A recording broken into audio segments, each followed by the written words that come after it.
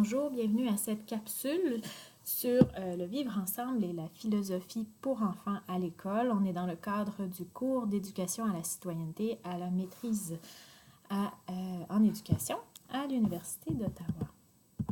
Donc, vous aviez 2 textes à lire cette semaine. Ce que cette capsule va faire, c'est rapidement les mettre en contexte. Donc, c'est une très courte capsule. Je vais commencer par le texte de Duclos parce qu'il nous propose aussi, vers la fin du texte, là, on a une meilleure explication de ce qu'est la philosophie pour enfants. Alors, je trouvais ça intéressant. Le texte d'Anne-Marie Duclos, qui prend pour exemple le Québec, mais finalement, elle explique que la situation peut être généralisable à plusieurs autres provinces ou plusieurs autres pays en ce moment. Ce texte-là, il est ouvertement à gauche, elle ne s'en cache pas, et c'est aussi une critique qui, en règle, du néolibéralisme, plus particulièrement du néolibéralisme en éducation. Et elle part de ça pour dire qu'il faut amener les élèves à développer leur esprit critique par rapport à ce qui est en train de se produire globalement avec cette mondialisation qu'on voit. Et qu'il faut outiller les élèves de façon critique par rapport à ça et que ça peut passer par la philosophie pour enfants. Et donc, une des questions qu'elle se pose, c'est est-ce que cette logique néolibérale qu'elle explique et qu'elle prend le temps d'expliquer, et là je vais aller très rapidement là-dessus, je vous invite à lire le texte si vous voulez plus de détails, mais est-ce qu'on peut vraiment aller dans un sens, dans l'idée du vivre ensemble, qu'on voit partout, finalement dans les cadres d'orientation des différents systèmes d'éducation, on parle toujours de l'importance du vivre ensemble. Or, la logique néolibérale va un peu en sens opposé. Donc, si en même temps on demande à nos écoles une logique de rendement, une logique administrative d'austérité qui va dans le sens de la logique néolibérale, comment en même temps on peut leur demander de développer des citoyens éclairés, prônant et acceptant le vivre ensemble? Donc, elle répond non, ça ne va pas ensemble, la logique néolibérale et le vivre ensemble. Elle prend l'exemple de l'éducation, des déréglementations, de la déresponsabilisation de l'État et du fait que finalement, quand on se désengage par rapport à l'éducation, quand un État ne met plus cette éducation comme étant prioritaire et va décider de faire des coupures importantes dans une logique néolibérale, on est dans une logique du chacun pour soi. Évidemment, le chacun pour soi ne va pas dans le sens du vivre ensemble. Elle donne des exemples un peu plus concrets.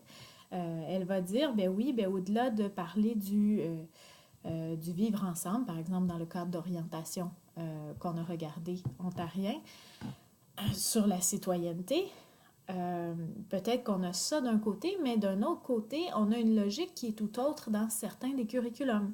Dans certains des curriculums, on va aller plutôt chercher des savoirs et des compétences, puis on va les aligner aux besoins du marché. Et c'est ce qui est demandé dans cette logique-là. Elle ne parle pas beaucoup du cas ontarien. Pour avoir vu les programmes ontariens, on n'est pas nécessairement dans une logique complètement néolibérale. Mais il y a des éléments, et c'est plus au niveau structurel qu'au niveau des programmes. Selon moi, c'est plus dans les demandes qui sont faites, qui sont produites qui sont demandées aux administrations, ce qu'on demande quand on demande de couper, quand on enlève des services dans les écoles. C'est plus à ce niveau-là qu'on voit la logique néolibérale. Mais si on prend d'autres exemples que le cas québécois ou ontarien,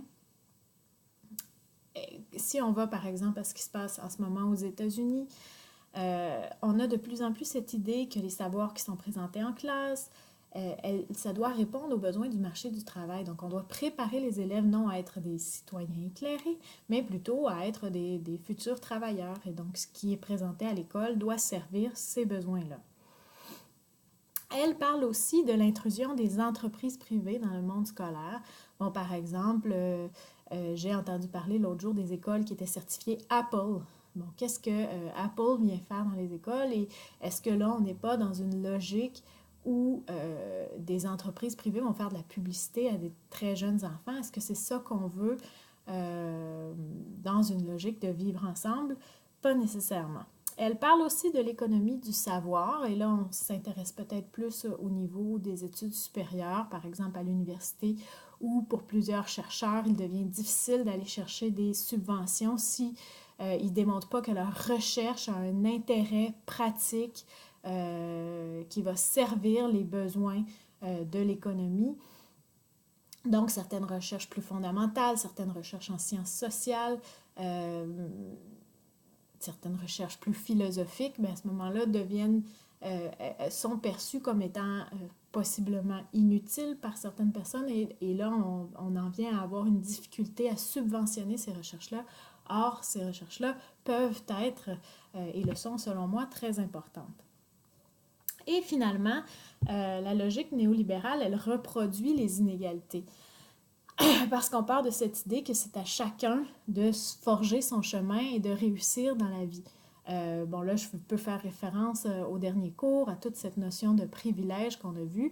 On peut dire certainement, OK, il y a des écoles publiques qui sont accessibles à tous, mais dans la réalité, si tout le monde est à égalité, entre guillemets, au départ, je dis entre guillemets parce que dans la réalité, il y a des inéquités qui sont beaucoup plus systémiques, comme on les a vues, qui sont beaucoup plus complexes, et ça, la logique néolibérale les ignore, ne veut pas les voir et dit qu'elles n'existent pas puisque tout le monde serait à un pied d'égalité au départ.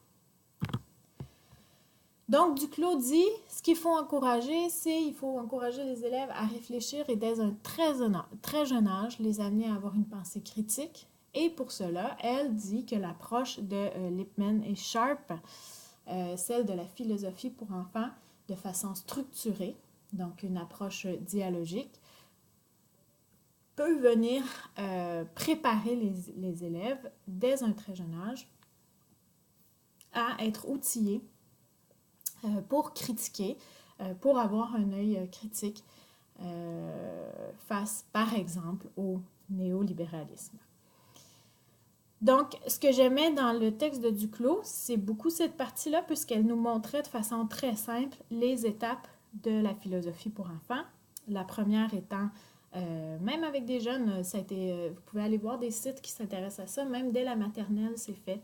Donc, on va lire un conte philosophique. Vous avez des exemples là, à la toute fin du diaporama, j'ai mis des liens où vous aurez des titres de contes philosophiques. Vous avez ensuite le fait que les enfants vont commenter ce qu'ils ont écouté, cette histoire, ce qui les a touchés. Ils vont poser des questions, puis ils vont voter pour une question qui, selon eux, est importante, la plus importante en lien avec l'histoire qu'ils viennent d'entendre. Ensuite, en communauté de recherche philosophique, vous avez peut-être vu cet acronyme-là dans l'autre texte, alors qu'il était moins bien expliqué. Voilà pourquoi je commence par le texte de Duclos.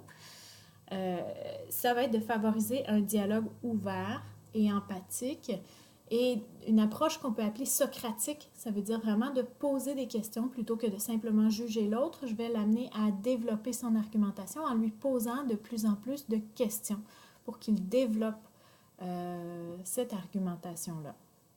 Donc, cette communauté de recherche philosophique, elle va avoir été expliquée aux enfants pour que le dialogue, et le plus souvent ils vont l'expérimenter, le plus ils vont devenir habiles à utiliser cette approche-là. Et finalement, il y a un retour en grand groupe, une analyse métacognitive qu'on peut dire de ce qui vient de se produire. Est-ce que mes représentations, est-ce que mon opinion a changé? Est-ce que j'ai appris quelque chose de nouveau? Qu'est-ce qui s'est bien passé dans le dialogue? Qu'est-ce qui s'est moins bien passé? Donc, on fait ça à la dernière étape. Donc, pour Duclos, cette approche-là ici, ça permet, si on la mettait en place dans les écoles, permettrait dès un jeune âge d'amener les élèves à réfléchir de façon beaucoup plus développée et à développer un esprit critique très très jeune. Vous avez ensuite le texte de Gagnon, Couture et Hiergo. Et celui-là, il était intéressant parce qu'il était un peu plus concret, il était un peu moins dans la théorie. On allait vraiment chercher des propos d'élèves qui avaient vécu cette philosophie à l'école.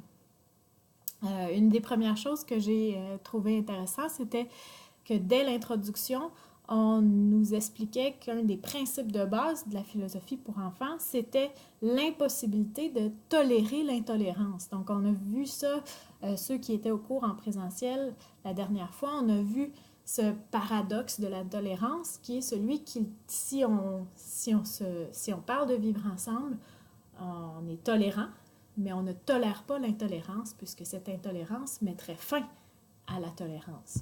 Donc, je trouvais ça intéressant que ça venait tout de suite au départ dans le texte. Ça faisait un lien avec ce qu'on avait vu en classe. Donc, ce texte-là nous amène des données empiriques.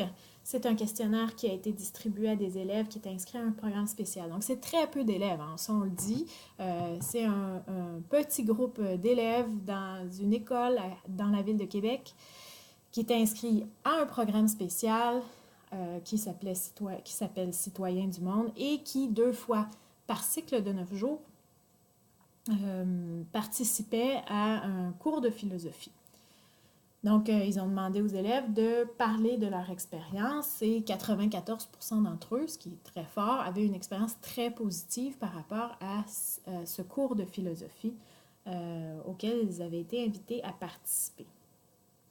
Et les chercheurs ont trouvé 7 éléments, et là je vous laisse aller lire le texte, qui démontrent que le vivre ensemble est développé à l'aide de la pratique du dialogue qui vient avec la philosophie en classe à l'école. Donc, une plus grande ouverture, une plus grande pensée critique, les mêmes éléments là, qu'on voit depuis tantôt. Il y avait tout de même un mais à cette recherche-là, c'est que le fait que dans cette école en particulier, seulement certains élèves suivaient le cours de philosophie et d'autres non, ça pouvait créer quelque chose qui va à l'opposé du vivre ensemble, c'est-à-dire que ceux-là se trouvaient un peu, pouvait y avoir une certaine condescendance par rapport à ceux qui n'avaient pas suivi le cours, et donc je ne peux pas discuter avec toi parce que tu ne sais pas discuter.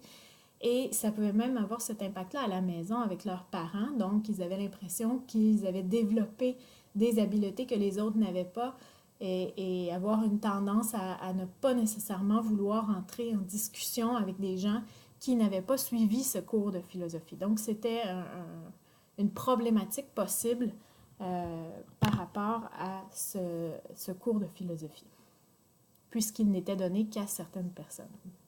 Je vous ai mis une citation que je trouve qui rejoint bien les 2 thèmes de la semaine. Je ne vais pas vous la lire, vous êtes en mesure de la lire ici, mais ça fait vraiment le lien entre la philosophie à l'école et le vivre ensemble. Donc, la dernière chose, je vous ai mis ici, vous avez accès sur le site du cours au diaporama sans leçon, donc vous pouvez aller voir. C'est un exemple, c'est un tableau qui provient de philoenfant.org, qui est un site qui a été organisé par un professeur de l'Université Laval qui s'intéresse à la philosophie pour enfants. Puis, il montre un peu les différentes disciplines en philosophie et comment, à l'école, on peut aller voir dans différentes matières des grandes questions philosophiques, traiter de grandes questions philosophiques qu'on croirait limitées à l'université, mais non, on peut les utiliser dès l'enfance pour amener les élèves à réfléchir. Et donc, vous aviez ce tableau-là, vous pouvez aller voir et voir l'explication à partir du site si ça vous intéresse. Et finalement, les contes philosophiques, là, à partir duquel la leçon en philosophie débute, vous avez les liens ici pour aller les voir. Donc, ça met fin à notre capsule pour cette semaine.